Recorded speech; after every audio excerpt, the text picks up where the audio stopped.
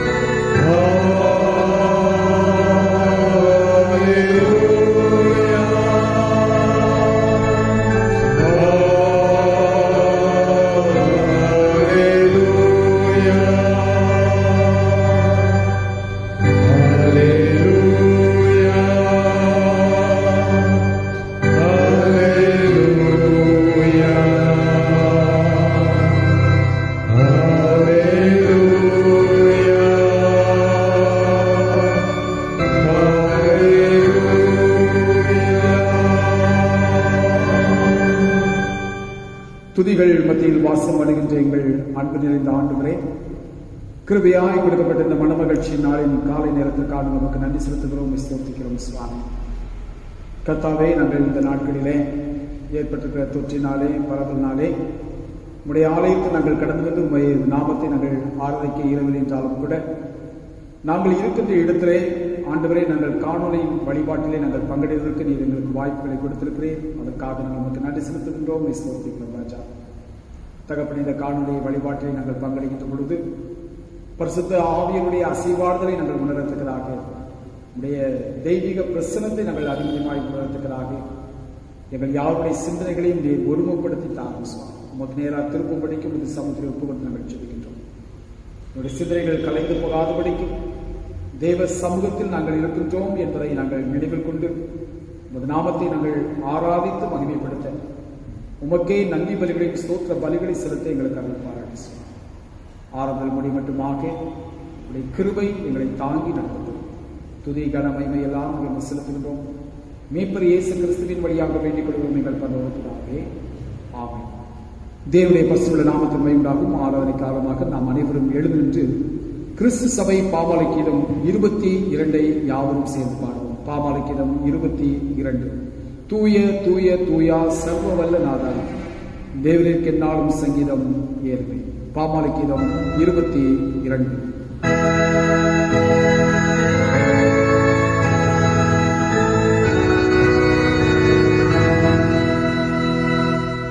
Gloria, gloria, gloria.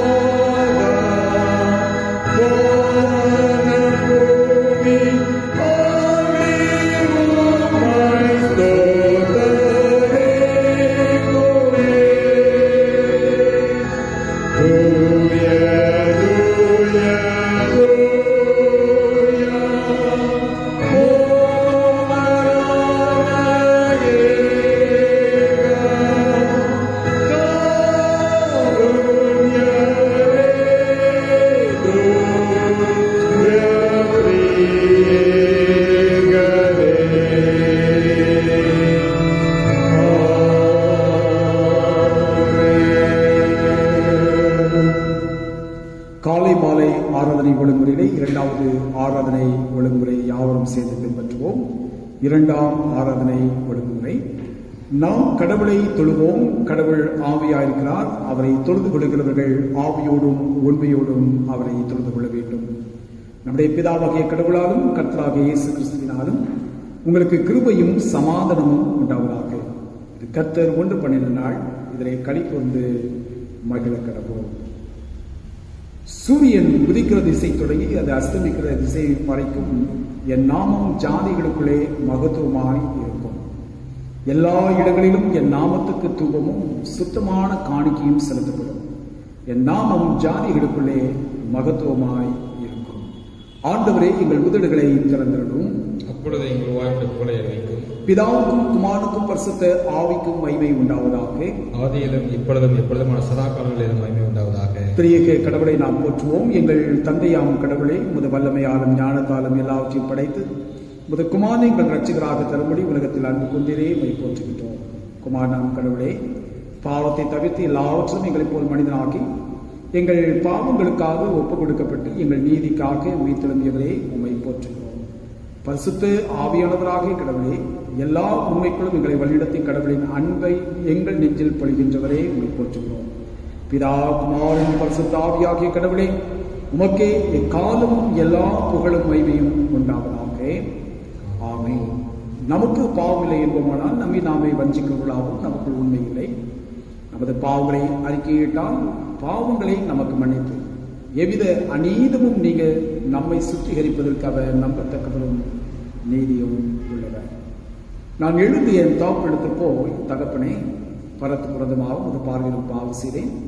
இனி உடைய மகன் என்று சொல்லப்படுவதற்கு நான் பாத்திரம் அல்ல. உடைய கோரிக்காரில் ஒருவனாக என்னை வைத்துக் கொள்ளும் என்பேன். கடவுள் ராஜ்யம் சமீபத்திருக்கிறது.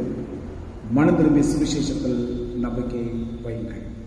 நமது பலவீனங்களுக்காக பரிதபிக்க முடியாத பிரதான ஆசிரியர் நமக்கிறாமல் எல்லா விதத்திலும் நம்மை போல் சோதிக்கப்பட்டது பாவம் இல்லாத பிரதான ஆசிரியரே நமக்கு இருக்கிறார். முழங்கால் படியிட்டு மௌனமாக நம்மை நாமே சோதித்து அறிவோமாக. நம்முடைய பிழைகள், நம்முடைய குற்றங்கள், குறைவுகள் யாவற்றையும் உணர்ந்த மக்கள் மனத்தாழ்மையோடு கூட கர்த்தரை நாம் அறிக்கை செய்யும்.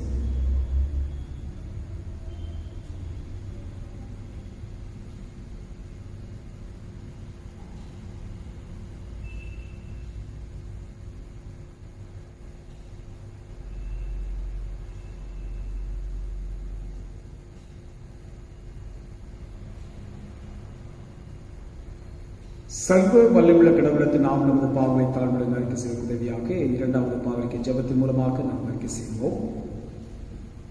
எங்கள் தந்தையான கடவுளே, நினைவினாலும் வார்த்தையினாலும் செயலினாலும் விரோதமாய் பாவம் செய்திருக்கிறோம். முழு மனதோடு நாங்கள் நேசிக்கவில்லை. எங்களுக்கு நாங்கள் அன்பு கூறுவது போல நாங்கள் அன்பு கூறவில்லை. எங்கள் மீது இரக்கமாயிருக்கும் வேண்டிக் கொள்கிறோம். எங்கள் பாவங்களை நீக்கி எங்கள் செய்தியும் எங்கள் குற்றங்களை விட எங்களுக்கு உதவி புரியும்.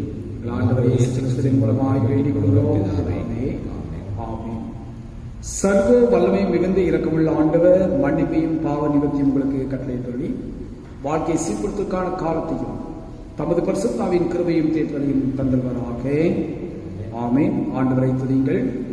துதிக்கப்படுவதாக. நாம் அனைவரும் எழுந்து நின்று 100ஆம் சங்கீதத்தை சேர்த்து சொல்லுவோம். சங்கீதம் 100. பூமியின் குடிகளே, எல்லா பாடுங்கள். மகிழ்ச்சியோடு கர்த்தருக்காக செய்து ஆனந்தத்தோடு பாருங்கள். கர்த்தரை தேவன் என்று அறியுங்கள். நாம் அல்ல, அவரே நம்மை உண்டாக்கினார். நாம் அவர் ஜனங்களும் அவர் மேய்ச்சல் நாடுகளும். அவர் வாசல் துதியோடும் அவர் பிரகாரங்கள் புகழ்ச்சியோடு பேசித்து அவரை துதித்து அவருடைய நாமத்தை ஸ்தோத்திரியுங்கள். கர்த்தர் நல்லவர், அவருடைய கிருபை என்றென்றைக்கும், அவருடைய உண்மை தலைமுறை தலைமுறைகளே. பிதாவோ குமாரனோ பரிசுத்த ஆவியோ மகிமை உண்டாவதாக. ஆதியிலும் இப்பொழுதும் எப்பொழுதுமான சதா காலங்களிலும் மகிமை உண்டாவதாக. ஆமென். இன்று நாளுக்கென்று குறிக்கப்பட்ட சங்கீதம் 5. சங்கீதம் 5 முறையாக நாம் வாசிப்போம். 5ஆம் சங்கீதம். கர்த்தாவே, என் வார்த்தைகளுக்கு செவிகளும், என் தியானத்தை கவனியும். நான் உம்மிடத்தில் விண்ணப்பம் பண்ணுவேன். என் ராஜாவே, என் தேவனே, என் வேண்டுதல் சத்தத்தை கேட்டுள்ளோம். கர்த்தாவே, காலையிலே என் சத்தத்தை கேட்டருளி, காலையிலே உமக்கு நேரே வந்து ஆயத்தமாகி காத்திருப்பேன். நீர் துன்மார்க்கத்தில் பிரியப்படுகிற தேவன் அல்ல, தீமை உம்மிடத்தில் சேர்வதில்லை. வேவுக்காரருடைய கண்களுக்கு முன்பாக நிலை நிற்க மாட்டார்கள். அக்கிரமக்காரர் யாவரையும் வெறுக்கிறேன். பொய் பேசுகிறவர்களை அழிப்பேன். இரத்தப்பிரியனையும் சூதுள்ள மனுஷனையும் கர்த்தர் அருவருக்கிறார். நானோ உமது மிகுந்த கிருபையினாலே உமது ஆலயத்துக்குள் பிரவேசித்து உமது பரிசுத்த சந்நிதிக்கு நேரே பயபக்தியுடன் பணிந்து கொள்வேன். கர்த்தாவே, என் சத்துருக்கள் நிமித்தம் என்னை உம்முடைய நீதியிலே நடத்தி எனக்கு முன்பாக உம்முடைய வழியை செவ்வைப்படுத்தும். அவர்கள் வாயில் உண்மையில்லை, அவர்கள் உள்ளம் கேடுபாடு உள்ளது. அவர்கள் தொண்டை திறக்கப்பட்ட பிரேத குழி, தங்கள் நாவினால் இச்சகம் பேசுகிறார்கள். தேவனே, அவர்களை குற்றவாளிகளாக தீரும். அவர்கள் தங்கள் ஆலோசனைகளாலே விழும்படி செய்யும். அவர்கள் துரோகங்களினுடைய சர்ச்சை நிமித்தம் அவர்களை தள்ளிவிடும். உமக்கு விரோதமாய் கலகம் பண்ணினார்களே. உம்மை நம்புகிறவர்கள் யாவரும் சந்தோஷித்து எந்நாளும் கெம்பீரிப்பார்களாக. நீர் அவர்களை காப்பாற்றுகிறார். உம்முடைய நாமத்தை நேசிக்கிறவர்கள் உண்மையில் களி கூறுவார்களாக. கர்த்தாவே, என் நீதிமானை ஆசீர்வதித்து காருண்யம் என்னும் கேடத்தினால் அவனை சூழ்ந்து கொள்வீர். பிதாவுக்கும் குமாரனுக்கும் பரிசுத்த ஆவிக்கும் மகிமை உண்டாவதாக. ஆதியிலும் இப்பொழுதும் எப்பொழுதுமான சதாகாலங்களிலும் மகிமை உண்டாவதாக. ஆமென். சபையார் அவர்கள் திருமுறை பகுதிகள் வாசிக்க கேட்போம். சத்திய வேதத்தை தினம் தியானி, சகல வேதம் அபிமானி, உத்தம ஜீவிய வழி காட்டும், உயர்வான் உலகில் உனை கூட்டும். சத்திய வேதத்தை தினம் தியானி, சகல வேதம் அபிமானி.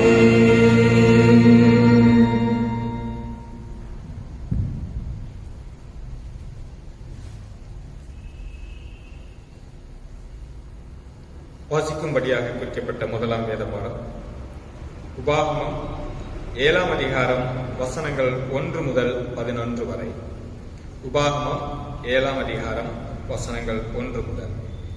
நீ சுதந்தரிக்கப் போகிற தேசத்தில் உன் தேவனாகிய கர்த்தர் உன்னை பிரவேசிக்க பண்ணி, உன்னை பார்க்கிலும் ஜனம் பெருத்த ஜாதிகளாகிய ஏத்தியர், கிர்காசியர், எமோரியர், கானானியர், பெருசியர், ஏவியர், எபூசியர் என்னும் 7 பலத்த ஜாதிகளை உனக்கு முன்பாக துரத்தி, உன் தேவனாகிய கர்த்தர் அவர்களை உன்னிடத்தில் ஒப்புக் கொடுக்கும் போது அவர்களை முறிய அடித்து அவர்களை சங்காரம் பண்ண கடவாய். அவர்களோட உடன்படிக்கை பண்ணவும் அவர்களுக்கு இறங்கவும் வேண்டாம். அவர்களோட சம்பந்தம் களவாயாக. உன் குமாரத்திகளை அவர்கள் குமாரருக்கு கொடாமலும் அவர்கள் குமாரத்திகளை உன் குமாரருக்கு கொள்ளாமலும் இருப்பாயாக. என்னை பின்பற்றாமல் அந்நிய தேவர்களை சேவிக்கும்படி அவர்கள் உன் குமாரரை விலக பண்ணுவார்கள். அப்பொழுது கர்த்தருடைய கோபம் உங்கள் மேல் மூண்டு உங்களை சீக்கிரத்தில் அழிக்கும். நீங்கள் அவர்களுக்கு செய்ய வேண்டியது என்னவென்றால், அவர்கள் பலிபீடங்களை இடித்து, அவர்கள் சிலைகளை தகர்த்து, அவர்கள் தோப்புகளை வெட்டி, அவர்கள் விக்கிரகங்களை அக்கினியிலே எரித்து போட வேண்டும். நீ உன் தேவனாகிய கர்த்தருக்கு பரிசுத்த ஜனம். பூச்சக்கரத்தில் உள்ள எல்லா ஜனங்களிலும் உன் தேவனாகிய கர்த்தர் உன்னை தமக்கு சொந்தமாயிருக்கும்படி தெரிந்து கொண்டார். சகல ஜனங்களிலும் நீங்கள் திரட்சியான ஜனம் என்று கர்த்தர் உங்கள் பேர் அன்பு வைத்து உங்களை தெரிந்து கொள்ளவில்லை. நீங்கள் சகல ஜனங்களிலும் கொஞ்சமாயிருந்தீர்கள். கர்த்தர் உங்களில் அன்பு கூர்ந்ததினாலும் உங்கள் பிதாக்களுக்கு இட்ட ஆணையை காக்க வேண்டும் என்பதினாலும் கர்த்தர் பலத்த கையினால் உங்களை புறப்பட பண்ணி அடிமைத்தன வீடாகிய எகிப்தினின்றும் அதன் ராஜாவான பார்வோனின் கையினின்றும் உங்களை மீட்டுக் கொண்டார். ஆகையால் உன் தேவனாகிய கர்த்தரே தேவன் என்றும், தம்மில் அன்பு கூர்ந்து தமது கற்பனைகளை கைக்கொள்கிறவர்களுக்கு அவர் 1000 தலைமுறை மட்டும் உடன்படிக்கையையும் தயவையும் காக்கிற உண்மையுள்ள தேவன் என்றும், தம்மை பகைக்கிறவர்களுக்கு பிரத்யட்சமாய் பதிலளித்து அவர்களை அழிப்பார் என்றும், தம்மை பகைக்கிறவனுக்கு அவர் தாமதியாமல் பிரத்யட்சமாய் பதிலளிப்பார் என்றும் நீ அறிய கடவாய். ஆகையால் நீ செய்யும்படி நான் இன்று உனக்கு கட்டளையிடுகிற கற்பனைகளையும் கட்டளைகளையும் நியாயங்களையும் கைக்கொள்வாயாக. வாசிக்க வேண்டிய வேத பாடம் வாசித்து முடிந்தது. தேவனே உனக்கு ஸ்தோத்திரம் உண்டாவதாக.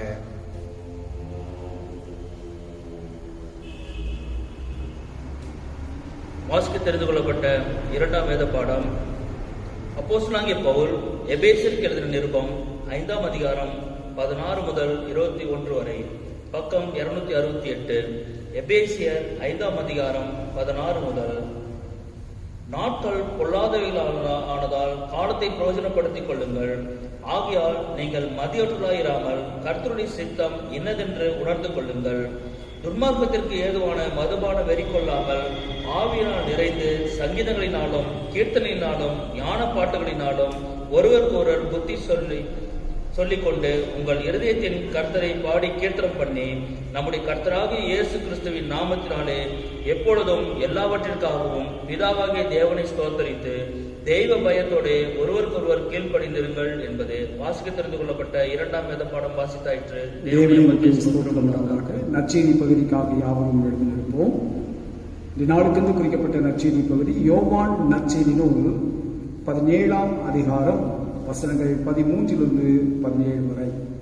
யோவான் 17ஆம் அதிகாரம் 13 முதல் 17 வரை. இப்பொழுது நான் உம்மிடத்திற்கு வருகிறேன். அவர்கள் என் சந்தோஷத்தை நிறைவாய் அடையும்படி உலகத்தில் இருக்கையில் இவைகளை சொல்லுகிறேன். நான் உம்முடைய வார்த்தையை அவர்களுக்கு கொடுத்தேன். நான் உலகத்தான் அல்லாதது போல அவர்களும் உலகத்தார் அல்ல. ஆதலால் உலகம் அவர்களை பகைத்தது. நீர் அவர்களை உலகத்திலிருந்து எடுத்துக்கொள்ளும்படி நான் வேண்டிக் கொள்ளாமல் நீ அவர்களை தீமை நின்று காக்கும்படி வேண்டிக் கொள்கிறேன். நான் உலகத்தான் அல்லாதது போல அவர்களும் உலகத்தார் அல்ல. உம்முடைய சத்தியத்தினாலே அவர்களை பரிசுத்தமாக்கும். உம்முடைய வசனமே சத்தியம். வாசிக்கும்படியாக தெரிந்து கொள்ளப்பட்ட நற்செய்தி பகுதி வாசித்து நிறைவாயிற்று. கிறிஸ்துவே உமக்கே மகிமை உண்டாவதாக. நாம் அனைவரும் தேவனுடைய பசுவ நாமத்தை மகிமையாக நின்ற வண்ணமாவே கிறிஸ்தவ கீர்த்தனையில் 79வது கீர்த்தனை யாவரும் சேர்ந்து பார்ப்போம். கீர்த்தனை எண் 79. தோத்திரம் செய்வனே இரட்சகனை, தோத்திரம் செய்வனே.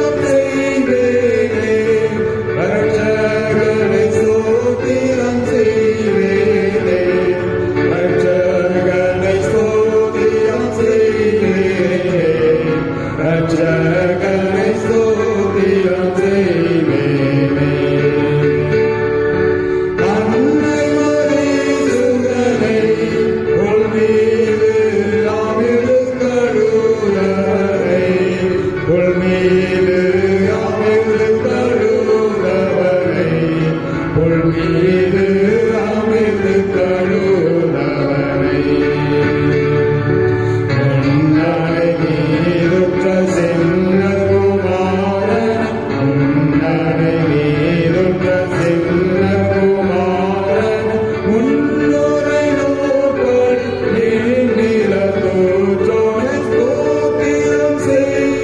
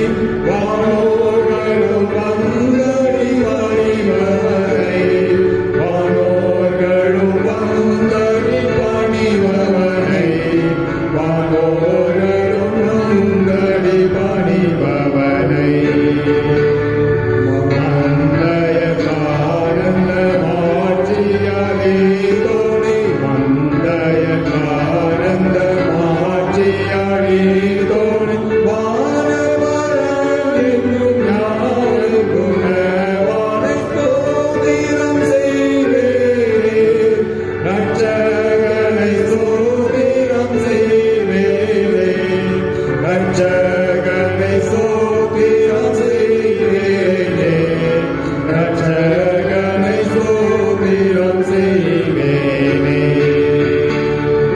செந்தோவானை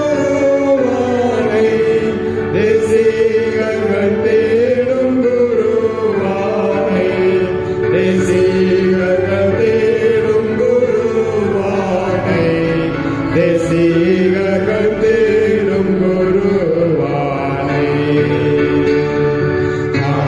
அம்பரமேவிய உம்பகணத்தோடு, அம்பரமேவிய உம்பகணத்தோடு அன்பு பெறலின்று பைவன் வரத்துவி ஸ்தோத்திரம் செய்வேனே, ரட்சகனை ஸ்தோத்திரம் செய்வேனே, ரட்சகனை ஸ்தோத்திரம் செய்வேனே, ரட்சகனை ஸ்தோத்திரம் செய்வேனே.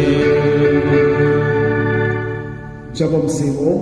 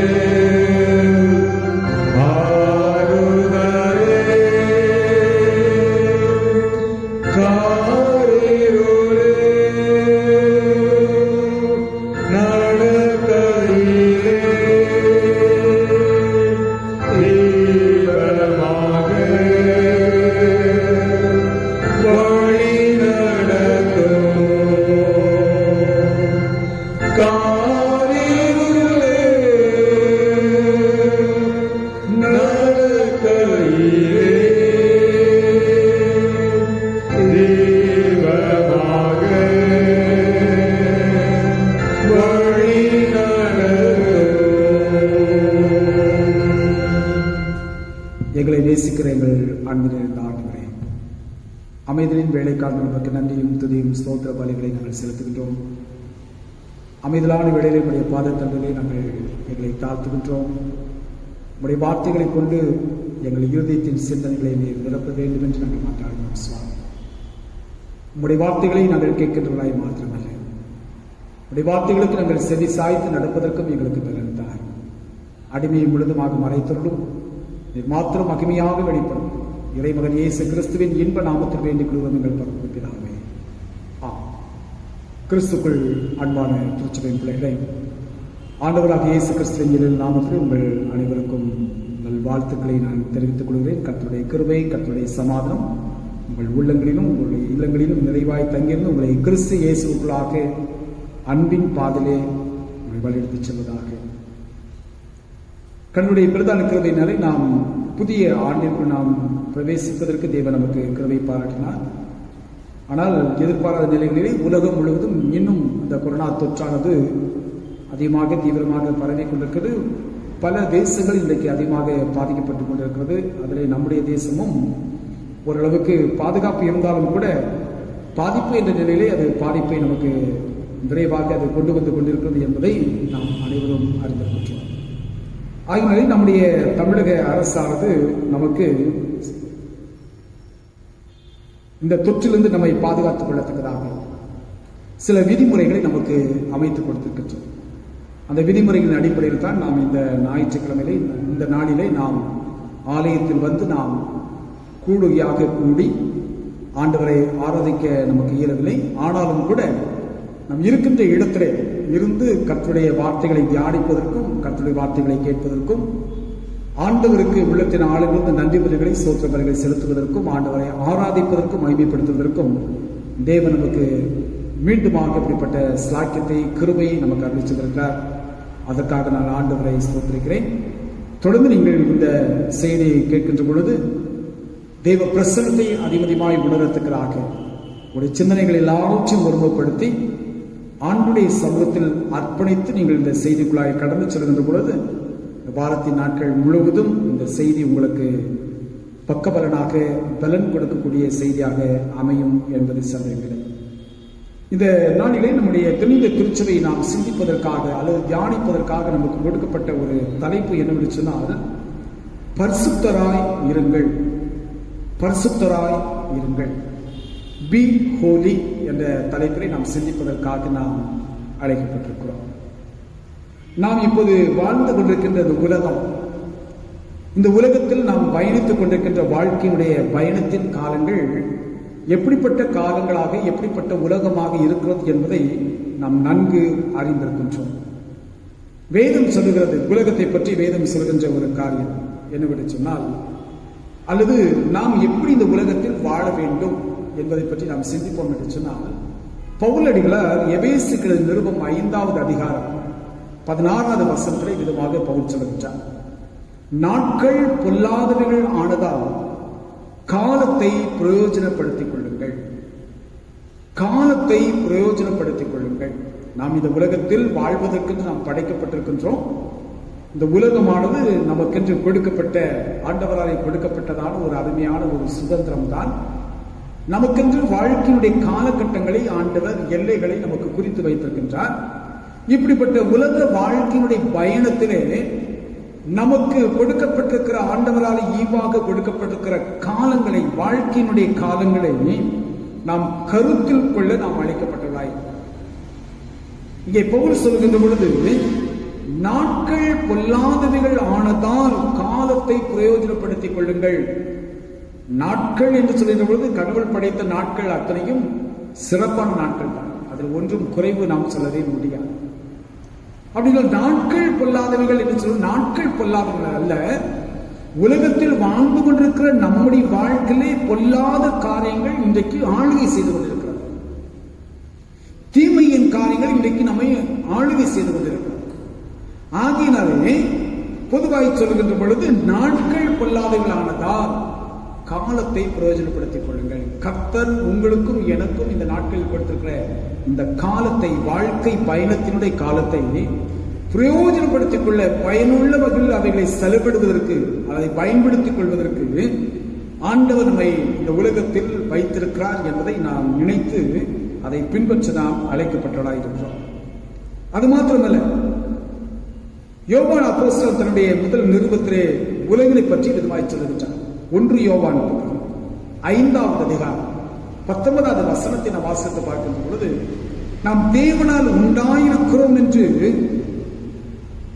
என்றும் உலகம் முழுவதும் பொல்லாங்கனுக்குள் கிடக்கிறது என்றும் அறிந்திருக்கிறோம் என்று சொல்கிறார். இது அறியாத ஒரு காரியம், ஒரு புதிதான ஒரு காரியம், தெரிந்த ஒரு காரியம் தான், அறிந்து கொண்ட ஒரு காரியம் தான், புரிந்து கொண்ட ஒரு காரியம் தான். நாம் தேவனாலே உண்டாக்கப்பட்டிருக்கிறோம். நாம் அனைவரும் தேவனுடைய படைப்புகளாக படைக்கப்பட்டிருக்கின்றோம். அது மாத்திரமல்ல, இந்த உலகம் பொல்லாங்கனுக்குள், தீய சக்திகளுக்குள்ளாக விழுந்து கிடக்கிறது என்பதை நாம் அறிந்திருக்கிறோம் என்று சொல்லி மீண்டுமாக அந்த யோவான் அப்போஸ்தலனை கொண்டு நமக்கு ஒரு நினைவூட்டுதலை அல்லது ஒரு எச்சரிப்பை கடவுள் நமக்கு கொடுக்கின்றார். இன்னும் 1 யோவான் 2வது அதிகாரம் 16வது வசனத்தை நாம் வாசித்து பார்க்கின்ற பொழுது, ஏனெனில் மாம்சத்தின் இச்சையும் கண்களின் இச்சையும் ஜீவனத்தின் பெருமையுமாகிய உலகத்தில் உள்ளவைகள் எல்லாம் பிதாவினால் உண்டானவைகள் அல்ல, அவைகள் உலகத்தினால் உண்டானவைகள் என்று அங்கே அழகாக பட்டியலிட்டு காட்டுகின்றனர். அப்ப உலகம் எப்படிப்பட்ட உலகம்? நாம் வாழ்ந்து கொண்டிருக்கிற உலகம் எப்படிப்பட்ட உலகமாக இருக்கிறது? மாம்சத்தினுடைய இச்சைகளும் கண்களின் இச்சைகளும் ஜீவனத்திற்கும் பெருமையும் இவைகள் எல்லாம் இந்த உலகத்தில் இருக்கத்தான் செய்கிறது. இந்த உலகத்தில் இருந்தாலும் நாம் பிதாவினால் உண்டாக்கப்பட்டபடினாலே அவரை போல உலகத்தில் பரிசுத்தராய் நாம் என்ன செய்ய வேண்டும்? வாழ நாம் அழைக்கப்பட்டிருக்கின்றோம். அதனால நமக்கு கொடுக்கப்பட்ட தலைப்பை பரிசுத்தராய் இருங்கள். நம்மை படைத்தவர் எப்படிப்பட்டவராய் இருக்கிறார்? அவர் பரிசுத்தம் உள்ள கடவுளாய் இருக்கின்றார். அவருடைய குணாதிசயங்களிலே பரிசுத்தம் என்பது முதன்மையான இடத்தை பெற்றிருக்கிற ஒரு குணாதிசயம். அதனால்தான் ஆண்டவர் சொல்லும்போது தன்னுடைய ஜனங்களை பார்த்து சொல்கிற ஒரு அருமையான ஒரு காரியம் என்று சொன்னால், நான் பரிசுத்தராய் இருப்பது போல நீங்களும் பரிசுத்தராய் இருப்பீர்களாக என்று ஆண்டவர் சொல்கிறார். சிறை ஜனங்களுக்கு அடிக்கடி இந்த காரியத்தை குறித்து நினைவுபடுத்திக் கொண்டே வருகிறார். ஒவ்வொரு காலகட்டத்திலும் ஒவ்வொரு இடத்திலும் அவர்கள் பரிசுத்த குலைச்சலாக மாறிவிடக்கூடாது என்கின்ற சிந்தனையிலே கடவுள் அவ்வப்போது அவர்களுக்கு என்ன செய்கிறார்? தன்னுடைய பரிசுத்தத்தை அவர் விளங்க செய்து கொண்டுதான் இருக்கின்றார். நான் பரிசுத்தராயிருப்பது போல ஏன் நீங்கள் என் ஜனமாயிருக்கிறீர்கள், நான் உங்கள் தேவனாயிருக்கிறேன். அப்ப என் ஜனங்கள் எப்படிப்பட்டவர்களாக இருக்க வேண்டும்? என்னை போன்றவர்கள் இருக்க வேண்டும். நான் எப்படிப்பட்டவராக இருக்கிறேன்? நான் பரிசுத்தம் உள்ளவராக, தூய்மை உள்ளவராக, கரைதரை அற்றவராக, பழுதற்றவராக, குற்றமற்றவராக நான் இருப்பது போல என் ஜனங்களும் என் பிள்ளைகளும் எப்படிப்பட்டவர்களாக இருக்க வேண்டும்? பரிசுத்தம் உள்ளவர்களாக இருக்க வேண்டும் என்பதுதான் ஆண்டவருடைய எதிர்நோக்காக இருக்கு. இன்னும் 1 யோவான் புத்தகம் 4ஆம் அதிகாரம் 16வது வசனத்தை நாம் வாசித்து பார்க்கின்ற பொழுது, வருமென்று நீங்கள் கேள்விப்பட்ட அந்தி கிறிஸ்துவினுடைய ஆவி அதுவே, அது இப்பொழுதும் உலகத்தில் இருக்கிறது. ஆரம்பத்தில் சொல்லுகின்ற பொழுது இந்த உலகம் எல்லாம் பொல்லாங்கனுடைய கைகளுக்குள் விழுந்து கிடக்கிறது. அது மாத்திரமல்ல, உலகத்திலே கண்களின் இச்சை, மாம்சத்தின் இச்சை, ஜீவனத்தின் பெருமை, இவைகள் எல்லாம் பிதாவினால் கொடுக்கப்படவில்லை. இவைகள் எல்லாம் உலகத்தினால் உண்டாக்கப்பட்டவைகள். உலகத்தினால் உண்டாக்கப்பட்டவைகள் என்று சொல்வது உலகத்தின் அதிபதியாகிய பிசாசினாலே என்ன செய்யப்படுகிறது? இவைகள் எல்லாம் உண்டாக்கப்பட்டிருக்கிறது. ஆகினாலே இங்க வேதம் தெளிவாக சொல்கிறது, வரும் என்று நீங்கள் கேள்விப்பட்ட அந்தி கிறிஸ்துவினுடைய ஆவி அதுவே, அது இப்பொழுதும் உலகத்தில் செய்திருக்கிறது இருக்கிறது. இப்பொழுதும் அது என்ன செய்து தீமையான காரியங்களை மனிதனுடைய உள்ளத்திற்குள்ளாக விதைத்து மனிதனை தீமையினுடைய ஒரு உருவகமாக அதை என்ன செய்கிறது? மாற்றிக்கொள்கிறது. அதைத்தான் இங்கே கடவுள் சொல்கின்றார், நான் பரிசுத்தராய் இருப்பது போல நீங்களும் என்ன செய்ய வேண்டும்? பரிசுத்தராய் இருக்கிறேன். அப்படி என்றால் பரிசுத்தமாய் நாம் வாழ வேண்டும் என்றால் நாம் என்ன செய்ய வேண்டும்? அடுத்தது ஒரு கேள்வி நாம் கேட்கிறோம். ஆண்டவர் பரிசுத்தம் உள்ளவர் தான், நான் அவரை போல பரிசுத்தம் உள்ளவராக வாழ வேண்டும் என்று சொல்லி நான் அழைக்கப்பட்டிருக்கிறேன். அந்த அழைப்பை நான் நிறைவேற்ற வேண்டும் என்று சொல் நான் என்ன செய்ய வேண்டும்? அதைத்தான் நான் வாசிக்கின்றதான நற்செய்தி பகுதி யோவான் நட்சத்திரம் 17ஆவது அதிகாரம் 17ஆவது வசனத்தை ஆண்டவர் தன்னுடைய சீஷர்களுக்காக பிதாவிடத்தில் வேண்டுதல் சொல்கின்றார். வேண்டுதல் செய்கின்ற பொழுது அவர் என்ன சொல்லி செபிக்கின்றார்? இந்த உலகம் பொல்லாங்கன உலகம் என்பது நல்லா தெரியும், ஆனால் இந்த உலகத்தை விட்டு அவர்களை எடுத்துக்கொள்ளும் என்று சொல்லி நான் என்ன செய்வதில்லை? வேண்டிக் கொள்வதில்லை. உலகம் பொல்லாதவர்கள் கிடந்தாலும் இந்த உலகத்தில் தான் அவர்கள் வாழ வேண்டும். அவர்கள் வாழ வேண்டும் என்று சொன்னால் என்னை போல் அவர்கள் பரிசுத்தமுள்ளவர்களாய் உலகத்தில் வாழ வேண்டும். தீமை நிறைந்த உலகம், கரைதிரையுள்ள ஒரு உலகம், அசுத்தப்படுத்தப்பட்ட ஒரு உலகம். இந்த உலகத்தில் அவர்கள் வாழ்ந்துதான் ஆக வேண்டும். அவர்களுக்கு வாழ்க்கை பயணம் வைக்கப்பட்டிருக்கிறது, அவர்களுக்கு இலக்கு வைக்கப்பட்டிருக்கிறது, அவர்களுக்கு அவர்கள் சேர்வதற்கு அல்லது செய்வதற்கான பணிகள் அவர்களுக்கு வைக்கப்பட்டிருக்கிறது. ஆகினாலே அந்த பணிகள் எல்லாவற்றையும் அவர்கள் நிறைவேற்றுவதற்காக நீர் அவர்களை என்ன செய்ய வேண்டும்? பரிசுத்தப்படுத்த வேண்டும். ஆண்டவர் அவர்கள் சீஷர்களுக்காக ஆண்டவர் பிதாவுடைய சமுத்திரை கேட்கின்ற காரியம், நான் பரிசுத்தராய் இருப்பது போல அவர்களும் என்ன செய்ய வேண்டும்? பரிசுத்தராய் இருக்க வேண்டும். 17ஆவது வசனம் யோவான் நட்சத்திரம் 17ஆவது அதிகாரம் 17ஆவது வசனம் என்ன சொல்றது? எப்படி ஒரு மனிதன் பரிசுத்தமாக்கப்படுகிறானா? உம்முடைய சத்தியத்தினாலே அவர்களை பரிசுத்தமாக்கும். உம்முடைய வசனமே சத்தியம். அப்ப ஒரு மனிதன் தன்னுடைய வாழ்க்கையிலே தன்னை சுத்திகரித்துக் கொள்ள வேண்டும் என்று சொன்னால், அல்லது தேவன் விரும்புகின்ற அந்த பரிசுத்தத்தை அவன் பெற்றுக்கொள்ள வேண்டும் என்றால், அல்லது தெய்வீக சாயலாக இந்த பரிசுத்த சாயலை அவன் அடைய வேண்டும் என்று சொன்னால், அதற்கு ஒரு உபாயத்தை ஆண்டவர் இங்கே வைத்திருக்கிறார். என்ன உபாயம்? சத்தியத்தினாலே அவர்களை நீர் என்ன செய்ய வேண்டும்? பரிசுத்தமாக்க வேண்டும். அந்த சத்தியம் எது? உடைய வேத வசனங்கள் தான், உடைய பிரமாணங்கள். அதைத்தான் நாம் உபாகம் புத்தகத்திலே வாசித்தோம். உபாகம் புத்தகம் 7ஆவது அதிகாரத்திலே நாம் 11ஆவது வசனத்திலே வாசிக்கின்றோம். என்ன சொல்கிறார்? ஆகையால் நீ செய்யும்படி நான் இன்று உனக்கு கட்டளையிடுகிற கற்பனைகளையும் கட்டளைகளையும் நியாயங்களையும் கைக்கொள்வாயாக.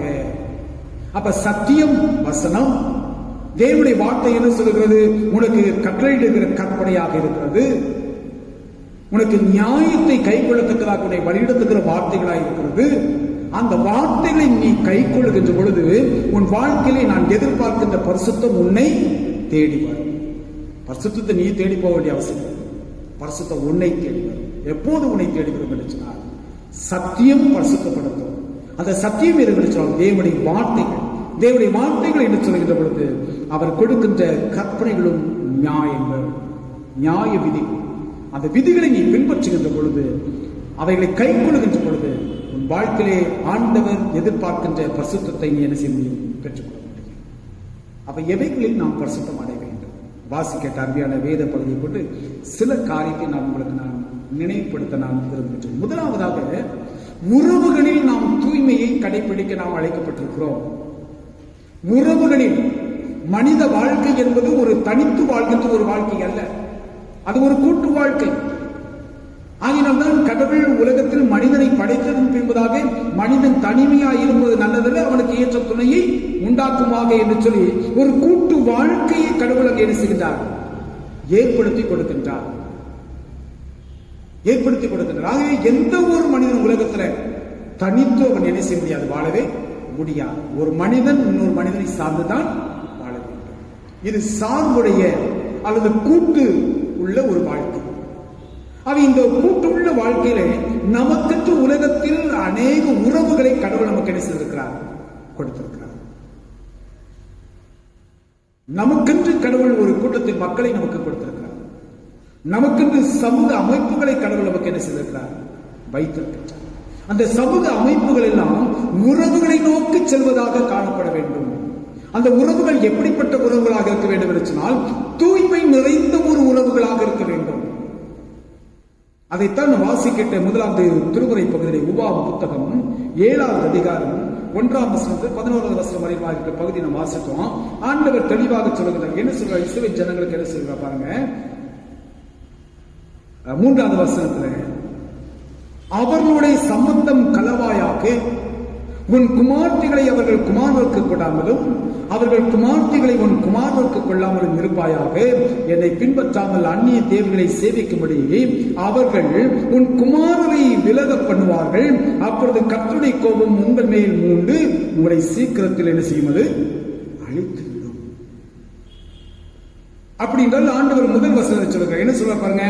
நீ சுதந்திரிக்க போகிற தேசத்தில் உன் தேவனாய் கர்த்தர் உன்னை பிரவேசிக்க பண்ணி உன்னை பார்க்கிலும் ஜனம் பெருத்த ஜாதிகளாகிய ஏத்தியர், கிர்காசியர், எமோரியர், கானானியர், பெரிசியர், ஏவியர், எபூசியர் என்னும் 7 பலத்த ஜாதிகளை உனக்கு முன்பாக துரத்தி, உனக்கு முன்பதாக ஒரு கூட்டத்தின் ஜனங்கள் துரத்தப்பட்டார்கள்.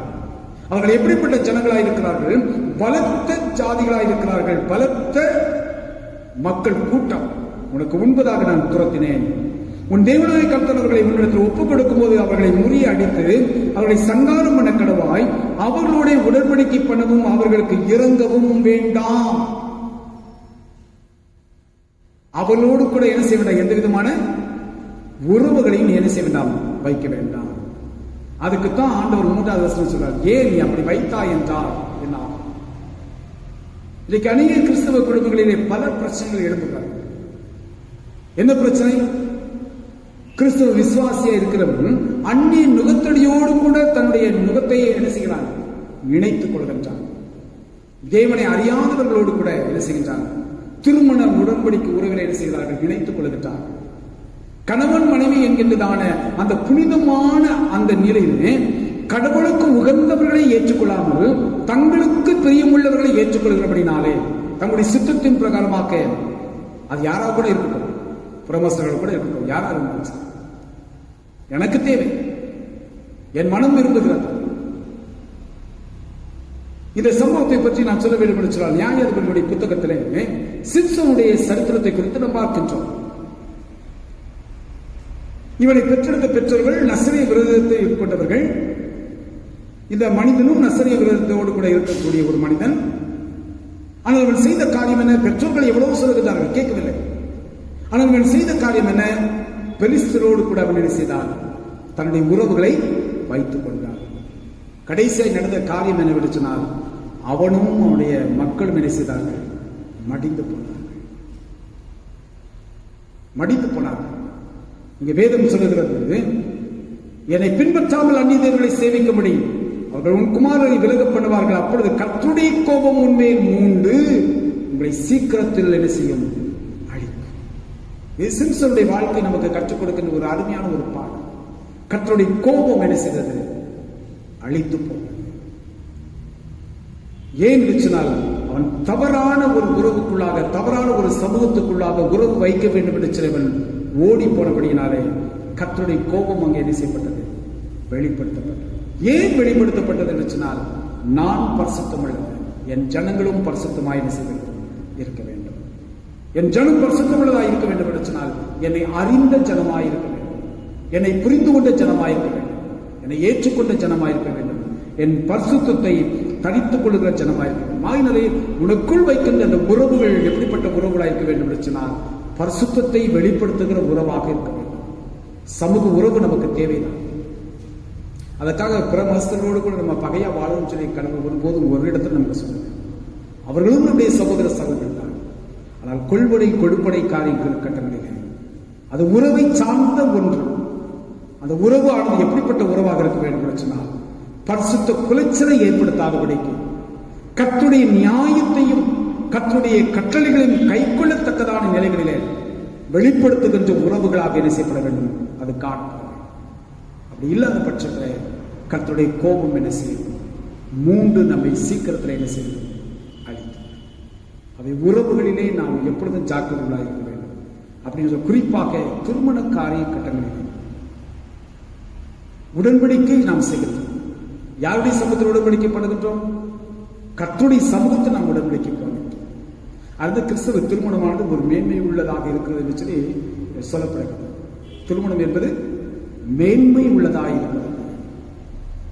அது எது உறவை நமக்கு சுட்டி காட்டுகிறது. அந்த உறவு எப்படிப்பட்ட உறவு என்று சொன்னால் அது மேன்மை நிறைந்த ஒரு உறவு, மகிமை உள்ள ஒரு உறவு, பரிசுத்தம் நிறைந்த ஒரு உறவு. அந்த உறவு எப்போதும் எந்த சூழலிலும் என்ன செய்யப்படக்கூடாது, பரிசுத்தத்தை இழந்துவிடும். அதைத்தான் கடவுள் சொல்கிறார், உன் குமாரத்திகளையும் அவர்கள் குமாரருக்கு கொடாமல் அவர்கள் குமாரத்திகள் உன் குமாரருக்கு கொள்ளாமல் இருப்பாயாக. நீ அப்படி செய்வாய் என்று சொன்னால் பரிசுத்தத்தை நீ இழந்து போயிருப்பாய். ஏன் என்று சொன்னால் அவர்கள் அந்நிய தேவர்களை என்ன செய்கிறார்கள், சேவிக்கிறார்கள். உண்மை உள்ள தேவனை இவர்கள் ஆராதிக்கிறவர்கள் அல்ல, அவரை அறியாதவர்கள், அவரை ஏற்றுக்கொள்ளாதவர்கள். அப்படிப்பட்டவர்களோடு கூட இந்த சம்பந்தத்தை என்ன செய்ய வேண்டும், செய்ய வேண்டாம். அது உறவை பாதிக்கும். அது எப்படிப்பட்ட பாதிப்பை கொண்டு வரும் சொன்னால் தேவ பரிசுத்தத்தை குலைச்சல் பண்ணுகிறதை கொண்டு வரும். கிறிஸ்துவ தேவ பிள்ளைகள், வாழ்க்கையில நம்ம ஆண்டவர் நமக்கு கற்றுக் கொடுக்கின்ற எச்சரிப்பின் காரணம் சொன்னார், விசுவாசித்தான் என்ன செய்ய வேண்டும், உடன்பட்டு என்ன செய்ய வேண்டும், உடன்படிக்கை செய்து வாழ வேண்டும். அதுதான் கடவுள் நமக்கு இருக்கிறார். ஏன்னு சொன்னால் அவர்கள் கர்த்தரை அறிந்த ஜனம், கர்த்தரை தேடுகிற ஜனம், கர்த்தரை விசுவாசிக்கிற ஜனம். அந்த ஜனத்தார்கள் கூட நீ என்ன செய்ய வேண்டும், உடன்படிக்கை செய்து கொள், உறவுகளை வைத்துக் கொள். அந்த உறவு எப்பொழுதும் தேவனுக்கு முன்பதாக பரிசுத்தம் உள்ள ஒரு உறவாக என்ன செய்ய வேண்டும், காணப்படும். அதைத்தான் இந்த பகுதியிலே ஆண்டவர் தெளிவாக உணர்த்துகிறார். 6வது வசனம் சொல்கிறது, உபாகம புத்தகம் 7வது அதிகாரம் 6வது வசனம் சொல்கிறது, நீ உன் தேவனாய கர்த்தருக்கு பரிசுத்த ஜனம், பூச்சக்கரத்தில் உள்ள எல்லா ஜனங்களையும் உன் தேவனாய கர்த்தர் உன்னை தமக்கு சொந்தமாக இருக்கும்படி தெரிந்து கொண்டார். பூச்சக்கரத்தில் இருக்கின்ற ஜனத்தை காட்டிடும் கர்த்தர் உன்னை தேர்ந்தெடுத்திருக்கிறார். என் ஜனம் என்று சொல்லுங்கள். என் ஜனம் எப்படிப்பட்டது, என்னை போல பரிசுத்தம் உள்ள ஜனமாயிருக்கும். பரிசுத்த ஜனம் என்று சொல்லி ஆண்டவர் அதுக்கு ஒரு அருமையான ஒரு பெயரை ஆண்டவர் சூட்டுகின்றார். அந்த சூட்டுதலிலே நமக்கென்று கொடுக்கப்பட்டிருக்கிற சமூக உறவுகளிலே, குடும்ப உறவுகளிலே, சபை உறவுகளிலே நாம் எப்பொழுதும் தேவ பரிசுத்தத்தை விளங்கச் செய்கின்ற மக்களாக நாம் வாழ தேவன் நம்மை அழைத்திருக்கிறார் என்பதை நாம் ஒருபோதும் மறந்துவிடக்கூடாது. 2வது காரியம் என்று சொன்னால், உள்ளத்தில் நாம் தூய்மை உள்ளவர்களாக இருக்க வேண்டும். மனதிலே நாம் தூய்மை உள்ளவர்களாக இருக்க வேண்டும். ஒரு மனிதன் தவறான காரியத்தை செய்கிறான், தவறான சிந்தனை அவனுக்குள் ஏன் அந்த தவறான காரியத்தை செய்கிறான், அவனுடைய சிந்தனை அப்படிப்பட்ட சிந்தனையா இருக்கு. அவனுடைய மனதிற்குள் எழும்புகின்ற நினைவுகள் தீமையின் நினைவுகளாக இருக்கின்ற பொழுது அவருடைய செயல்களும் தீமையைத்தான் என்ன செய்யும், வெளிப்படுத்தும். அவை உள்ளத்தில் தூய்மை இருக்க வேண்டும். நம்முடைய நினைவுகளிலே, நம்முடைய சிந்தனைகளிலே, நம்முடைய இருதயத்திலே அது தூய்மை நிறைந்த ஒன்றாக காணப்பட வேண்டும். வாசிக்கிட்ட அருமையான வேத பகுதியிலே 2வது வேத பகுதியாக வாசிக்கிறோம். எபேசு பரிசுத்த பவுல் எபேசுகளின் நிருபம் 5வது அதிகாரத்தில் நாம் வாசிக்கிறோம். 5வது அதிகாரத்திலே 17வது வசனத்தில் சொல்கிறார், ஆகையால் நீங்கள் மதியற்றவர்களாய் இராமல் கர்த்தருடைய சித்தம் இன்னதென்று உணர்ந்து கொள்ளுங்கள், துன்மார்க்கத்திற்கு ஏதுவான மதுவான வெறி கொள்ளாமல் ஆவியினால் நிறைந்து சங்கீதங்களினாலும் கீர்த்தனையினாலும் ஞான பாட்டுகளினாலும் ஒருவருக்கு ஒரு புத்தி சொல்லிக்கொண்டு நம்முடைய இருதயத்தில் கர்த்தரை பாடி கீர்த்தனம் பண்ணி நம்முடைய கர்த்தராகிய இயேசு கிறிஸ்துவின் நாமத்தினாலே எப்பொழுதும் எல்லாவற்றிற்காகவும் பிதாவாகிய தேவனை ஸ்தோத்திரித்து தெய்வ பயத்தோட ஒருவருக்கொருவர் கீழ்ப்படிந்திருங்கள். ஒருவருக்கொருவர் நாம் கீழ்ப்படிந்திருக்க வேண்டும். நம்முடைய மனதானது கீழ்ப்படிதலின் மனதை பெற்றதாக இருக்க வேண்டும், உணர்வை பெற்றதாக, சிந்தனையை பெற்றதாக இருக்க வேண்டும். அந்த கீழ்ப்படிதல் தூய்மை நிறைந்ததாக இருக்க வேண்டும். அது தூய்மைப்படுத்தப்பட வேண்டும் என்று சொன்னால் ஒருவருக்கொருவர் நீங்கள் என்ன செய்து கொள்ளுங்கள், புத்தி சொல்லிக் கொள்ளுங்கள். எப்படி நீங்கள் புத்தி சொல்ல வேண்டும்? சங்கீதங்களினாலும், கீர்த்தனைகளினாலும், ஞான பாட்டுகளினாலும் ஒருவருக்கொருவர் நீங்கள் என்ன செய்து கொள்ளுங்கள், புத்தி சொல்லிக் கொண்டு உங்கள் இருதயத்தில் கர்த்தரை பாடி கீர்த்தனை பண்ணுங்கள். கர்த்தரையே நாம் பாடுகின்ற பொழுது நம்முடைய மனதானது என்ன செய்யப்படுகிறது, சுத்திகரிக்கப்படுகிறது. ஆண்டவரை நாம் சோத்தரிக்கின்ற பொழுது, ஆண்டவருக்கு நாம் நன்றி பலிகளை ஏறெடுக்கின்ற பொழுது நம்முடைய இருதயம் என்ன செய்யப்படுகிறது, சுத்திகரிக்கப்படுகிறது.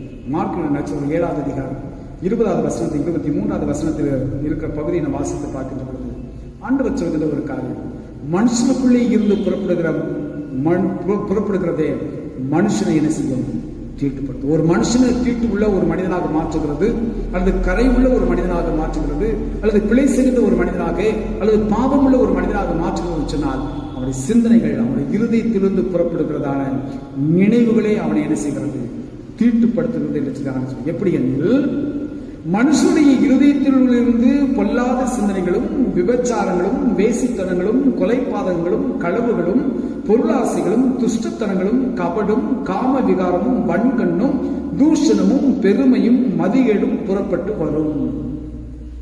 மனுஷனுடைய இருதயத்துக்குள்ள எதெல்லாம் புறப்பட்டு வருகிறதுனா நிறைய பட்டியல் போடுகிறார். விபச்சாரம், வேசித்தனம், கொலைபாதகம், களவு, பொருளாசை, துஷ்டத்தனங்கள், கபடு, காம விகாரம், வன்கண், தூஷணம், பெருமை, மதிகேடு, இவைகளெல்லாம் எங்கிருந்து புறப்பட்டு வருகிறது? மனுஷனுடைய இருதயத்திலிருந்து புறப்பட்டு வருகிறது. பொல்லாங்கனவைகளாகிய இவைகளெல்லாம் உள்ளத்திலிருந்து புறப்பட்டு மனுஷனை என்ன செய்கிறது, அது தீட்டுப்படுத்தக்கூடியதாக இருக்கிறது. ஆகினாலே இப்படிப்பட்டதான இந்த சிந்தனையிலிருந்து கிறிஸ்து இயேசுவில் இருக்கின்ற சிந்தனையை நாம் என்ன செய்து கொள்ள வேண்டும், தரித்துக் கொள்ள நாம் அழைக்கப்படுகிறோம். என்னுடைய உள்ளமானது, அல்லது என்னுடைய நினைவானது, அல்லது என்னுடைய இருதயமானது அது சுத்திகரிக்கப்பட வேண்டும் என்று சொன்னால், அல்லது பரிசுத்தமுள்ள நினைவாக இருக்க வேண்டும் என்று சொன்னால் கிறிஸ்து இயேசுவில் இருக்கின்ற சிந்தனை எனக்குள் என்ன செய்யப்பட வேண்டும். பாருங்கள், அதைத்தான் இங்கே சொல்லுகின்றார். இந்த எபேசியர் நிருபத்திலே சொல்லுகின்றார். அந்த வசனத்தில் சொல்லுகின்ற பொழுது 18வது வசனத்தில், துன்மார்க்கத்திற்கு ஏதுவான மதுவான வெறி கொள்ளாமல் ஆவியில் நிறைந்து. ஒரு மனிதன் கர்த்தருடைய ஆவியினால் அவன் நிரப்பப்பட அவனுடைய இருதயத்தின் சிந்தனைகள் கர்த்தருடைய ஆவியினுடைய ஆளுகைக்குள் கொண்டு போகப்படும். கர்த்தருடைய ஆளுகைக்குள், ஆவியானவருடைய ஆளுகைக்குள் கொண்டு போகப்படுகின்ற பொழுது அவன் தன்னை இழக்கின்றான் என்று சொல்கின்ற பொழுது தன் நினைவுகளை, தன் சிந்தனைகளை அவன் என்ன செய்கின்றான், இழக்கின்றான். கர்த்தருடைய சிந்தனைகள் அவனுக்குள் என்ன செய்யப்படுகிறது, நிரப்பப்படுகிறது. அப்படி நிரப்பப்படுகின்ற பொழுது ஆவியானவராலே அவன் என்ன செய்யப்படுகிறான், வழிநடத்தப்படுகின்றான். இந்த பகுதியிலே பவுல் சொல்கின்றாரே 18வது வசனத்தில் என்ன சொல்கின்றார், துன்மார்க்கத்திற்கு ஏதுவான மதுவான வெறி கொள்ளாமல். ஏன் பவுல் அந்த இடத்துல அந்த சுட்டி காட்ட சொன்னால், எபேசு பட்டணமானது டயனிசிஸ் என்று அழைக்கப்படுகிற ஒரு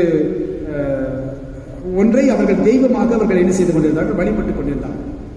அதை தெய்வமாய் வழிபடுகின்ற பொழுது அவர்கள் செய்கின்ற ஒரு காரியம் சொன்னால், மதுபானத்தை அங்கே என்ன செய்வார்கள், அந்த இது கடவுள் என்று சொல்லி அதற்கு என்ன செய்வார்கள், படைப்பார்கள். படைப்பதில் மாத்திரமல்ல, ஒரு ஸ்டேஜ் வருகின்ற பொழுது, உச்சநிலை அடைகின்ற பொழுது அவர்கள் என்ன செய்வார்கள், அந்த மதுபானத்தை என்ன செய்வார்கள், அவர்களே என்ன செய்வார்கள், குடித்து வெறி கொண்டவர்களாக மாறுவார்கள். அப்படி வெறி கொண்டு மாறுவதுதான் கடவுள் தங்களோடு கூட இணைத்துக் கொள்கின்ற ஒரு உறவு என்று சொல்லி இவர்கள் என்ன செய்தார்கள். அது அவருடைய நினைவாக, அவருடைய பக்தியாக காணப்பட்டது. அவை அந்த அப்படிப்பட்டதான ஒரு நம்பிக்கையோடு கூட இருக்கின்ற அந்த மக்கள் கூட்டத்திலிருந்து கர்த்தரை தேடுகின்றவர்கள், கர்த்தரை ஏற்றுக்கொண்டவர்கள், கிறிஸ்துவை ஏற்றுக்கொண்டவர்கள் வருகின்றார்கள். அவர்களுக்கு ஒரு எச்சரிப்பாக சொல்கின்றார். எபேசு திருச்சபையிலே, எபேசு பட்டணத்திலே இப்படிப்பட்ட சம்பவங்களாம் இருக்கிறது. ஆகினாலே அப்படிப்பட்டவர்களை குறித்து நீங்கள் என்ன செய்ய வேண்டும், எச்சரிக்கை உள்ளவர்களாக இருக்க வேண்டும். ஏன்னு சொல், நீங்களும் அந்த சிந்தனையோடு கூட ஒரு காலத்தில் இருந்தவர்கள் தான். ஆனால் அந்த சிந்தனை மீண்டும் உங்களை தொடராதபடிக்கு, துன்மார்க்கமான வெறித்தனமான மதுபானத்தினாலே நிறைந்து போகாதபடிக்கு ஆவியிலே நீங்கள் என்ன செய்து கொள்ளுங்கள், உங்களை பலப்படுத்திக் கொள்ளுங்கள் என்று பவுல் சொல்கின்றார். கிறிஸ்துக்களான தேவனுடைய பிள்ளைகளே, பொல்லாதவர்கள் நிறைந்திருக்கிற நம்முடைய இருதயமானது அது பரிசுத்தப்படுத்தப்பட வேண்டும் என்று சொன்னார். உள்ளம் தூய்மை இருக்க வேண்டும் என்று சொன்னார். பரிசுத்த ஆவியருடைய பலன் நமக்கு தேவை. பரிசுத்த ஆவியர் நமக்கு ஊற்றப்படுகின்ற பொழுது அவர் எப்போது நமக்கு ஊற்றப்படுவார் என்று சொன்னால், ஒருவருக்கொருவர் நாம் புத்தி சொல்லுகிறதுனால், ஒருவருக்கொரு நாம் எப்படி புத்தி சொல்ல வேண்டும் என்று சொன்னால், சங்கீதங்களினாலும் கீர்த்தனைகளினாலும் பாட்டுகளினால் ஞான பாட்டுகளினால் கர்த்தரை பாடி நம்முடைய இருதயத்தை ஆண்டவருக்கு ஒப்புக் கொடுக்கின்ற பொழுது ஆவியர் நமக்குள் வாசம் செய்து நம்மை தூய்மைப்படுத்துவார். நம்முடைய சிந்தனைகள் பரிசுத்தமுள்ள ஒரு சிந்தனைகளாக மாறும். கிறிஸ்து இயேசுவில் இருக்கின்ற சிந்தனையை நாம் என்ன செய்வோம்? பிரதிபலித்து காட்டுவோம். அதைத்தான் இங்கே பவுல் நமக்கு 2வது பாடத்திலே நமக்கு தெளிவாக சுட்டி காட்டுகிறார். கிறிஸ்து கர்மாதேவர்களே, உறவுகளில் நாம் தூய்மையை நாம் காத்துக்கொள்ள நாம் அழைக்கப்படுகிறோம். உள்ளத்தில் தூய்மையாக இருக்க நாம் அழைக்கப்படுகிறோம். நம்ம வாழ்க்கை கொஞ்சம் யோசிக்கிறோம். இந்த காலகட்டங்களில் நாம் எப்படி நாம் வாழ்றோம்? நம்முடைய உறவுகள் எப்படிப்பட்ட உறவுகளாக இருக்கு? பரிசுத்தத்தை விலகச்சுகின்றோமா? அல்லது அந்நிய நுகத்தடியோடு கூட நாம் சம்பந்தம் வைத்துக் கொண்டு தேவ பரிசுத்தத்தை குலைச்சல் பண்ணுகிற மக்களாக நாம் இருக்கின்றோமா? இன்னைக்கு அநேக குடும்பங்களில் இப்படிப்பட்ட நிலைகள் இருப்பதனாலே அந்த குடும்பங்கள் தேவ ஆசீர்வாதத்தை இழந்து இன்றைக்கு என்ன செய்கிறது? கண்ணீரிலும் கவலையிலும் போராட்டத்திலும் போய்கொண்டிருக்கிற குடும்பங்கள் அநேக குடும்பங்கள் இருக்கிறார்கள். கர்த்தரை மறுதலித்து போன குடும்பங்கள் அநேக இருக்கிறார்கள். அதனாலதான் இப்படிப்பட்ட இந்த காலகட்டங்களில் கொடுமையான ஒரு காலகட்டம். இப்பொழுதே அந்த கிறிஸ்துவனுடைய அந்த செயல்கள் இப்போதும் நம்ம உலகத்தில் நம்ம வாழ்ந்துகிற உலகத்தில் என்ன செய்து கொண்டிருக்கிறது? நடந்து கொண்டுதான் இருக்கிறது. அதனாலதான் நமக்கு ஒரு எச்சரிப்பை நாம் பெற்றுக்கொள்வதற்காகத்தான் கடவுள் நம்மை அழைத்திருக்கிறார். நீங்கள் பரிசுத்தராயிருக்கிறது, நான் பரிசுத்தராக இருப்பது நீங்கள் பரிசுத்தராக. எப்படி நீங்கள் பரிசுத்தப்படுத்திக் கொள்ள முடியும் என்று சொன்னால், நீங்கள் சுயமாக நீங்கள் பரிசுத்தத்தை பெற்றுக்கொள்ள முடியாது. என் வசனத்தை நீங்கள் என்ன செய்ய வேண்டும்? ஏற்றுக்கொள்ளுங்கள். என் வசனத்தை கைக்கொள்ளுங்கள், என் பிரமாணத்தை கைக்கொள்ளுங்கள், என் கட்டளைகளை கைக்கொள்ளுங்கள். அப்பொழுது நீங்கள் பரிசுத்தமான ஆசீர்வாதத்தை நீங்கள் என்ன செய்வீர்கள்? பெற்றுக்கொள்ளுங்கள். உங்கள் உறவுகளில் பரிசுத்தத்தை வெளிப்படுத்த முடியும். உங்களுடைய உள்ளத்தில் பரிசுத்தத்தை வெளிப்படுத்த முடியும். அப்படிப்பட்ட நிலைக்குள் நீங்கள் நான் கடந்து வர தேவன் தாமே நமக்கு துணை பாராட்டுவதாக. தலைகளை தாழ்த்துவோம்.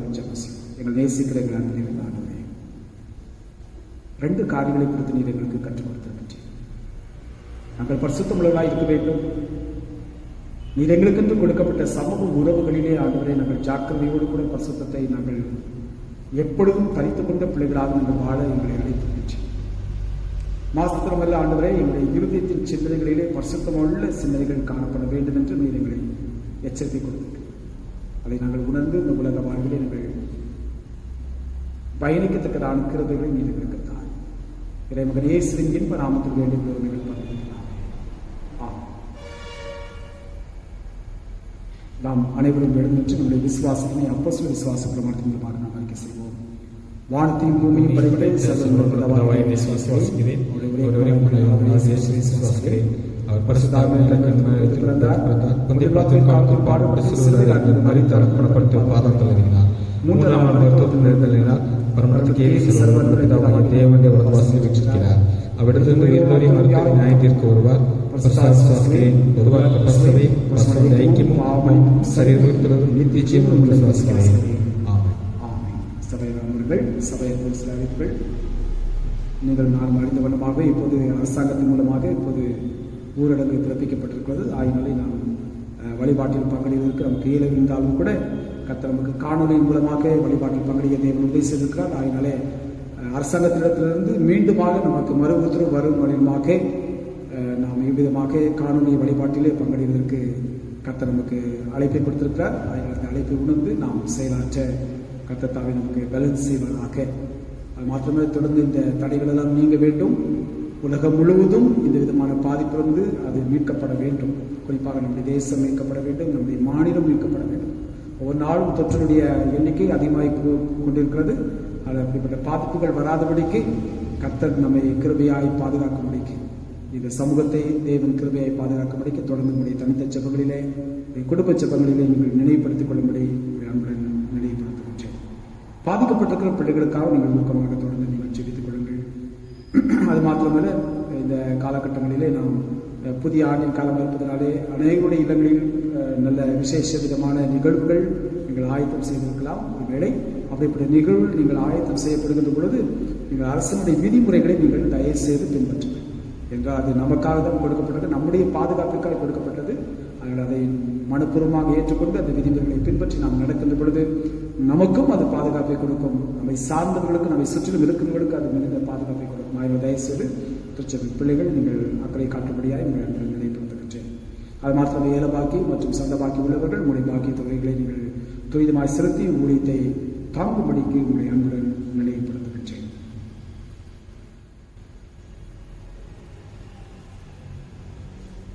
திருமண அறிக்கை.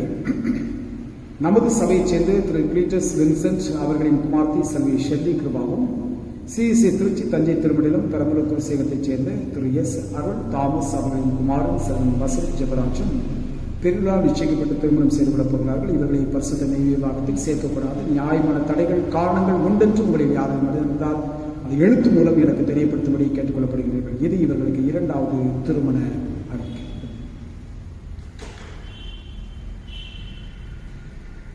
தொடர்ந்து நாம் ஜெபம் செய்வோம். நேசிக்கிற எங்கள் அன்பில் இருந்த ஆண்டவரே, இந்த நாளுக்காக நமக்கு நன்றி செலுத்துகின்றோம். கொடுத்த முறை வார்த்தைகளுக்காக நமக்கு நன்றி செலுத்துகின்றோம். அந்த வார்த்தைகளை குறித்து நாங்கள் தொடர்ந்து நாங்கள் சிந்திக்கவும், எங்கள் வாழ்க்கையின் பரிசுத்தத்தை நாங்கள் ஆண்டவரை காத்துக்கொள்ளவும் எங்களுக்கு உதவி செய்யும்படிக்கு நாங்கள் கேட்கின்றோம். எப்போதும் திருமண உடன்படிக்கை உறவில் இணைக்கப்பட போகின்ற பிள்ளைகளுக்காக நாங்கள் ஜெபிக்கின்றோம். ஆண்டவரே, வேலை பெற்றிருக்கின்ற 4 பிள்ளைகளுக்காக நமக்கு நன்றி சொல்லி ஜெபிக்கின்றோம். ஆண்டவரே, பிரசவத்தில் நல்ல குழந்தை பேச்சுகளை பெற்றிருந்த பிள்ளைகளுக்காக நமக்கு நன்றி செலுத்துகின்றோம். ஆண்டவர், உயர் கல்வி வாய்ப்பு பெற்றிருக்கிற பிள்ளைகளுக்காக நமக்கு நன்றி செலுத்துகின்றோம். இப்படியாக பல்வேறு விதங்களிலே இந்த பிள்ளைகள் பெற்றுக்கொண்ட நன்மை நீவுகளுக்காக நமக்கு துதிக்கிறோம், ஸ்தோத்திரிக்கிறோம் சுவாமி. தொடர்ந்து தங்களுடைய ஜீவிய காலம் முழுவதும் இந்த பிள்ளைகள் உமக்கு நன்றி உள்ள பாத்திரவான்களாய் நடக்க அவர்களுக்கு அருள் பாராட்டும்படிக்கு வந்து சமர்ப்பித்துக் கொடுக்கிறோம். மாத்திரமல்ல, தேவையுள்ள பிள்ளைகளுக்காக ஜெபிக்கின்ற சுவாமி, இந்த தொற்று நோய் காலகட்டங்களிலே எந்த விதமான பாதிப்பும் ஏற்பட்டு விடாதபடிக்கு எல்லா குடும்பத்தின் பிள்ளைகளும் பேரால் நீ பாதுகாப்பு வழிநடத்தும்படிக்கு நமக்கு கெஞ்சிட்டு சுவாமி. ஒருவேளை இந்த நாட்களில் இந்த தொற்று நோயினாலே பாதிக்கப்பட்ட பிள்ளைகள் இருப்பார்கள் சொன்னால் அந்த குடும்பத்தின் மக்களுக்காக ஜெபிக்கிறோம், பாதிக்கப்பட்டவர்களுக்காக ஜெபிக்கிறோம். கர்த்தருடைய பரிசுத்தமுள்ள வல்லமையான ரத்தம் ஆண்டவருடைய உச்சம் தலைமுதல் உள்ள காரணமாக நீ பூசி நீ சுத்திகரிக்கும்படியாக, பரிசுத்தப்படுத்தும்படியாக, சுகமாக்கும்படியாக சமுத்திரத்தில் ஜெபிக்கிறோம். மீண்டும் ஆண்டவரே, இந்த எங்கள் தேசத்தில் மாத்திரமல்ல, எங்கள் மாநிலத்தில் மாத்திரமல்ல ஆண்டவரே, உலகத்தில் இருக்கிற எல்லா தேசத்தின் குடிமக்களுக்காக நீங்கள் ஜெபிக்கின்ற சுவாமி. இந்த தொற்றினாலே அதிக பாதிப்புகளை நாங்கள் சந்தித்திருக்கிறோம். கடந்த காலங்களில் அதே விதமான ஆண்டவரே பாதிப்புகளை நாங்கள் மீண்டும் சந்தியாதபடி ஆண்டவராய் கிறிஸ்து தாமே எங்கள் பேரில் இரக்கம் கொண்டு ஆண்டவரே, எங்களுடைய குற்றங்கள் குறைவுகள் எதுவாக இருந்தாலும் தயவாக நீர் மன்னித்து ஆண்டவரை எல்லா ஜனங்களையும் மீட்கும்படியாய், சுகத்தை கொடுக்கும்படியாய், கட்டளையிடும்படியாய் இந்த சமத்துவத்தை கொடுத்து ஜெபிக்கிறோம். வீடுகளில் மருத்துவங்களை சிகிச்சை பெற்று வருகிற அடியார்களை கண்ணோக்கி பாரும். அவர்களுக்கு தேவையான சரீர சுகபல நன்மைகளை கிருபையை கொடுத்து இந்த காலத்தில் உங்கள் நாமத்தை அவர்கள் மகிமைப்படுத்துவதற்கு கர்த்தர் செய்யும்படிக்கு நாங்கள் கெஞ்சுகிறோம் சுவாமி. இவர்களை இந்த தடைகளை நாம் நீங்கி ஆலயங்கள் திறக்கப்பட்டு ஆலயத்தில் நாங்கள் குடும்பங்களாக வந்து உங்கள் நாமத்தை ஆராதித்து மகிமைப்படுத்துவதற்கு கர்த்தர் செய்வார்.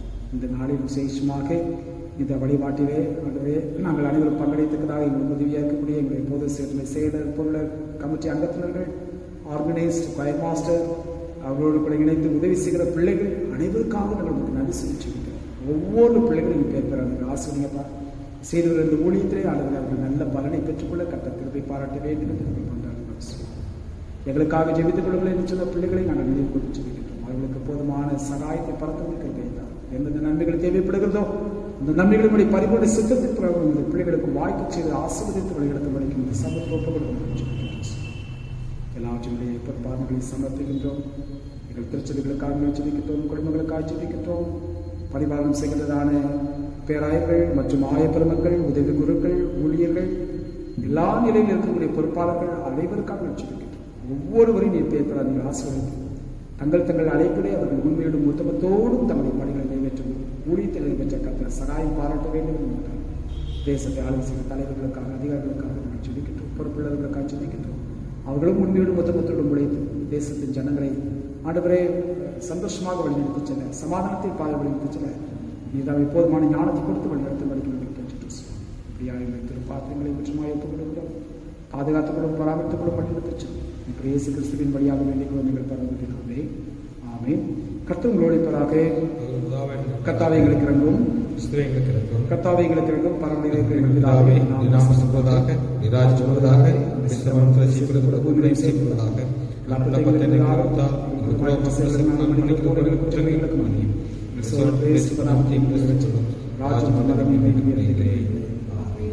ஆண்டவரே உமது இரக்கத்தை எங்களுக்கு காண்பியும். உங்களுடைய ரட்சிப்பை எங்களுக்கு அருளி செய்யும். ஆண்டவரே எங்களை ஆளுநர்களை வழிநடத்தும். அவர்களுக்கு பார்த்திருந்த ஒரு ஞானத்தை கொடுத்துள்ளோம். உடைய பணிவிடை காலத்தில் நீரை தரிப்பியும். நீர் தெரிந்தோட ஜனத்தை சந்தோஷப்படுத்தும். ஆண்டவரே இந்த ஜனத்தை ரட்சியும். உங்களுடைய சுதந்திரத்தை ஆசீர்வதியும். ஆண்டவரே எங்கள் காலத்தில் சமாதானத்தை தந்தள்ளும். தேவரே எல்லாம் உலகத்தை ஆளுவர் வேறு ஒருவரும் இல்லை. கடவுளை எங்கள் இருதயங்களை சுத்திகரியும். உங்களுடைய பிரஸ்தாவை எங்களிடத்திலிருந்து எடுத்துக்கொள்ளாதையும். இத்தொழுத்தில் ஒருவடப்பட்டு உண்மை நோக்கி எங்கள் பொதுவான விண்ணப்பங்களை செய்ய எங்களுக்கு எடுத்த சர்வரின் கடவுளே 2 பேராது 3 பேராது நாமத்தினாலே கூடி வரும்பொழுது உங்களை கேட்குள்ள அறிவிச்சவை என்று வாக்களிக்கிறது. கர்த்தாவே அந்த அடிராய் எங்களுக்கு வேண்டிய நன்மைகள் உண்டாக்கி எங்கள் விருப்பங்களை வேண்டுதலும் இப்பொழுது நிறைவேற்றி எமிரே எங்களுடைய சத்தியத்தை அறிகிற அறிவையும் மறுமை நிறுத்தி ஜீவனையும் எங்களுக்கு கட்டளையிட்டுள்ளோம்.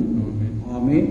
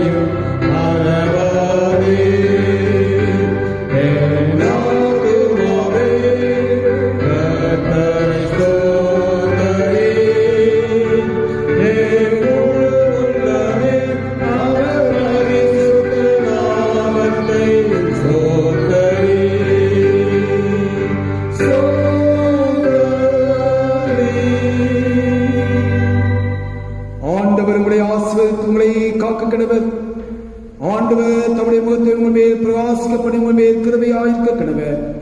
ஆண்டவர் தம்முடைய முகத்தை உங்கள் மேல் பிரசன்னமாக்கி எப்பொழுதும் உங்களுக்கு சமாதானம் கட்டளையிட கடவர்.